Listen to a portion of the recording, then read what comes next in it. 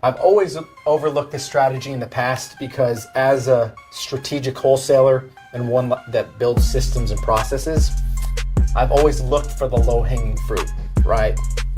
Traditionally, we have to capture wholesale deals at 70 to 80% of retail value in order to assign it or sell it to a cash buyer for a fee. However,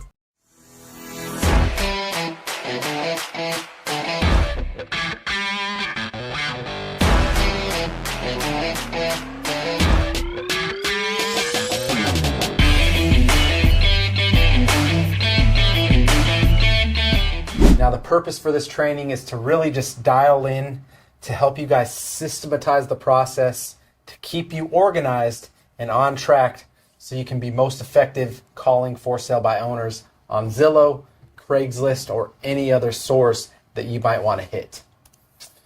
Now, I've always overlooked this strategy in the past because as a strategic wholesaler and one that builds systems and processes, I've always looked for the low-hanging fruit, right? Traditionally, we have to capture wholesale deals at 70 to 80% of retail value in order to assign it or sell it to a cash buyer for a fee. However, after COVID, with this crazy real estate market, interest rates being at an all-time low, and all the money that the US government has printed last year, some of these retail buyers are now paying up to 100% retail value for houses and above, right? In some cases, they'll go up to 110, 120% if they can warrant enough money on the market rent. They're buying at a 5 cap, 4.5 to a 5% cap rate. So, step one in our for sale by owner training is to really lay out a clean game plan for yourself. Now, what I have here is a simple Google document that we've shared with all of our investing partners, giving you the roadmap, giving you the keys so that you have all the data, all the information that you need to be successful, right? We've broken it down in a simplified formula. We've got a few training videos. We got our submission form here. And we have the hedge funds and their buying criteria, right? So each of these buy boxes opens up a folder for this hedge fund. It shows you all of the buy box areas, their max purchase price. We have a zip code list and any other information you should need to know so you can move quickly and target the areas that you're working for in getting these deals, right? Same thing with retail fund 2. The cool thing about this fund is most of their markets, all with the exception of Miami, right? So Atlanta, Charlotte, Raleigh, Jacksonville, Tampa, Orlando, and Nashville, every single one of those markets our other retail hedge fund buys in as well. So what we've done internally is we've really overlapped the two and focused our marketing efforts in doubling down in the markets where both of these funds are active, because what we can do is submit properties, submit deals to each, and be able to entertain the highest and best offers, right? And again, our ultimate goal is to equip our partners to give you the tools, give you the roadmap so that we can all be more successful. So let's start here. The deal submission link will take you to a shared Google form. Now, for you systems people, if you're really looking to build a business, might be surprised, but you can build an entire business inside of the Google workspace. You can set up your systems, your processes. You can share your ideas with your team.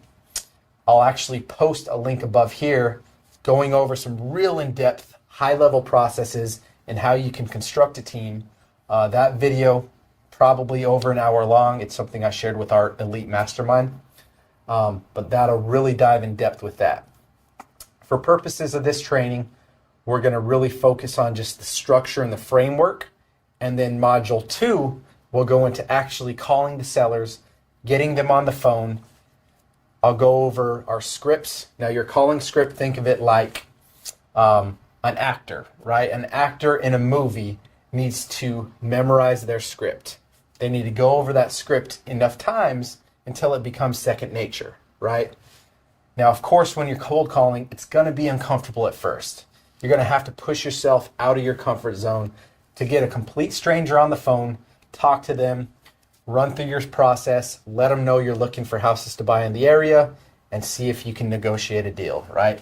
It's not comfortable, but I'm here to tell you that great things happen at the edge of your comfort zone, right? So the quicker you can push yourself to that level of uncomfort, that's where you're going to experience results. So, retail hedge fund submission form. The purpose of this is making sure that our investment partners, those people that are working directly with us, sourcing deals, assigning massive assignment amounts to these funds, have exactly the information that we need, right? Nothing complicated. Of course, we need your name, email, and phone number. All of this gets sent to our internal database. Our in-house transaction coordinator and disposition specialist keeps everything organized. She communicates with every party from seller, attorneys, make sure that the funds got their financing, all their buyer docs. So everything is meticulous, it's processed, and the ultimate goal is to take the baton, right? So think about a sprinter, right? Think about the Olympic teams where they have the relay races. Every real estate is a team sport, right? We can achieve way more by building a team around the vision. Our ultimate vision is to equip you guys, right? Once you guys have the contract in hand, I think of it as a relay runner handing that baton off, right? And we're carrying that thing to the finish line so that we can maximize equity and get you more money for your assignments.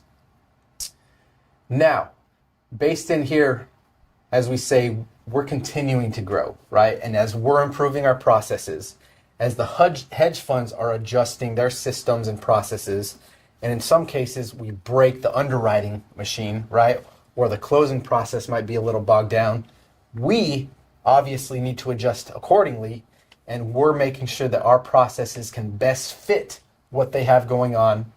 We have an internal pipeline review with our rep every single week where we can go over current deals we have in process. And this sheet helps us to keep organized and everything stays in one place, right?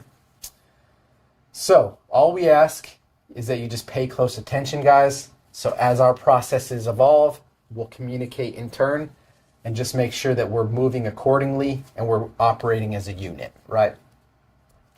Step 1, Lisa's outreach process to sellers, right? This is where you guys have a contract, you submit it to us, right? That's where the baton is handed off.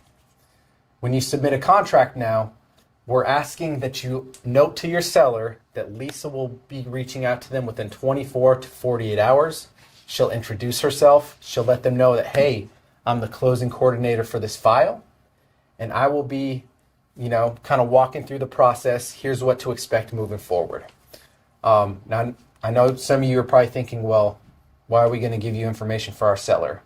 One, you guys got a contract on it. You have equitable interest, right? Two, if we're going to be doing business together as joint venture partners, JV, right?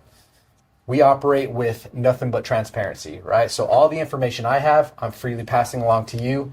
And obviously we've closed enough deals, we've submitted enough offers to the funds where we know exactly what to expect.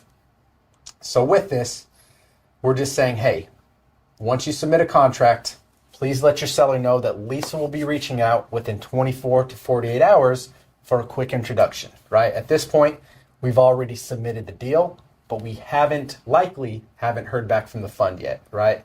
So in this case, it's taking roughly 2 days to get our initial offer back. In some cases, 3. Once that initial offer comes in, if it's at full price or at a ballpark range where we're comfortable, at that point we can move to inspections, right? However, if it's a little bit lower than our asking and we need a counter to get that offer up so we can maximize our money, maximize the money you're pulling out in your assignment, in some cases we have to wait an additional 2 days to get that initial offer back before even moving to inspections. So because of that, we're taking the baton and just asking that, hey, let Lisa call your seller. We've done enough of these deals that we know what to expect. So, hey, Mr. Seller, this is Lisa. She doesn't even have to reference your company name. We're simply saying, hey, we're the closing side of the deal. This is what you expect, right? Conversation plays out like this. Hey, this is Lisa. Just wanted to give you a call about your property. Here's what to expect in the days moving forward, right? Wah, wah, wah. And the rapport that's built with that, Lisa does a really good job at doing that, and she can really set the expectations as we're moving towards inspections, and everything's in communication. Your seller's not sitting there wondering why they haven't heard from someone in 4 days. Everything is peachy, right? Number 2, we do ask that all of your submissions should be under contract.